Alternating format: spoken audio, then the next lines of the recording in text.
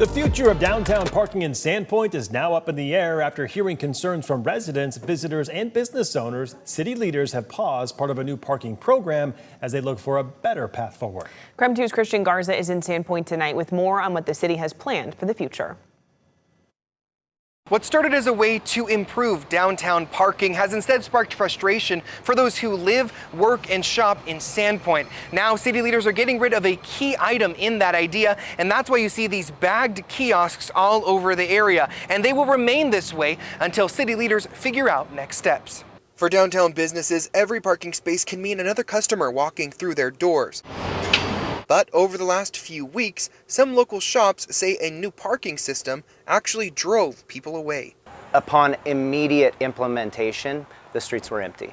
John Bates, the owner of Bleeding Hearts Tattoo Emporium off of Main Street, says the sudden change made people avoid downtown altogether, causing the shop to lose close to 70% of their revenue in the 2 weeks the kiosks were there. That's compared to the first 2 weeks of July last year. You know, summertime's a big walk-in time for us. We also pierce, which is a much more of a walk-in friendly aspect of our business. But it almost seemed like there wasn't a need to take walk-ins anymore because there just wasn't people walking in. I spoke with a handful of businesses downtown, and while they didn't all want to go on camera, a couple of them said that they didn't even notice a change in day-to-day business. Sandpoint city leaders say this program has been in the works for about a year. So this was initially and intended to be a soft launch. Sandpoint Mayor Jeremy Grimm says at the City Council's last meeting, they decided to pause the kiosks to reevaluate and revert back to the 2-hour parking maximum that was in place before. So without kiosks, there's really no way for us to implement a program that allows folks to stay more than 2 hours.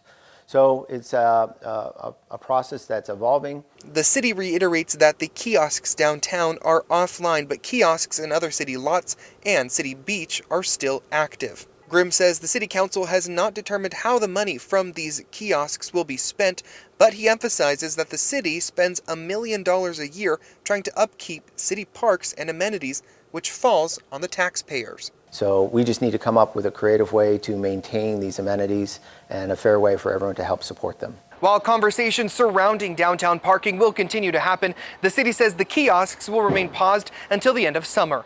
In Sandpoint, Christian Garza, KREM 2 News.